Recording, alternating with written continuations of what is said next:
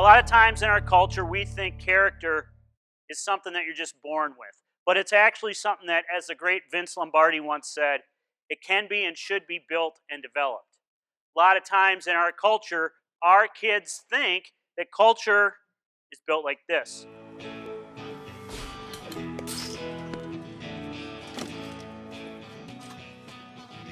Hey, mister, you gotta wear a helmet. Don't worry about it.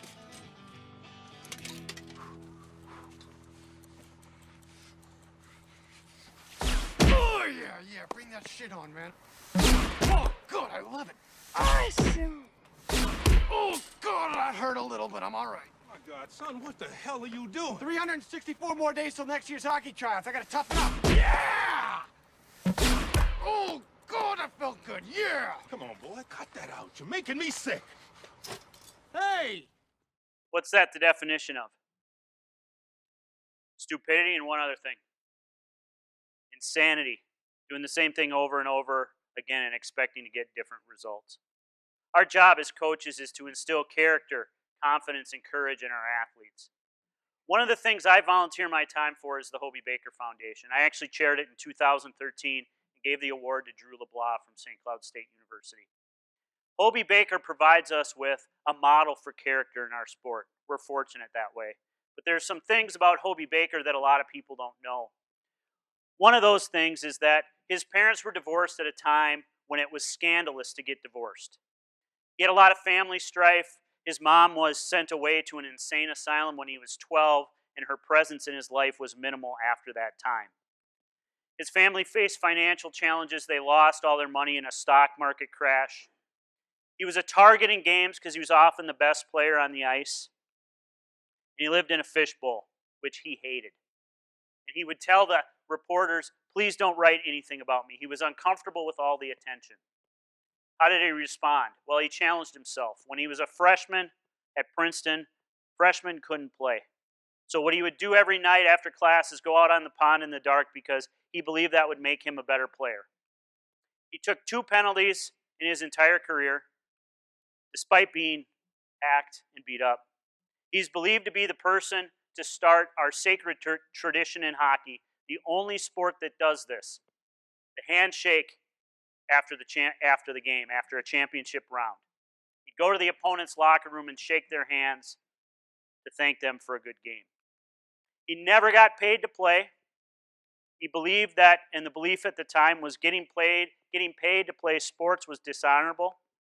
He was a multi-sport athlete. He's the only athlete that's in the Hockey Hall of Fame and the College Football Hall of Fame. And he believed that sports was there to prepare him for life. Now, I have seen in my experience on the Hobey Baker Committee that the athletes and the emphasis on character for the Hobey Baker Award makes the game better. These athletes have displayed to me great perspective and gratitude. Whether it was Ryan Duncan, who in 2007 said I'm not even the best player on my line, or Andy Mealy getting up at our banquet on his sister's birthday and asking everybody to sing happy birthday to her because he didn't want the whole day to be about him, or Jack Connolly from UMD, who wrote a letter after he won the Hobey thanking the Minnesota hockey community for helping him develop, or Drew LeBlanc bringing his team down after he won the Hobey and saying to them in his speech, I wouldn't have won this without you boys. But perhaps the greatest and most moving and inspiring story came in 2009. I want you to picture the following scene. Matt Gilroy has just won the Hobey Baker.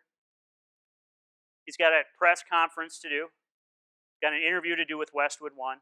His team, which he's the captain of, is waiting for him to go have a team dinner because they're playing in the national championship game the next day.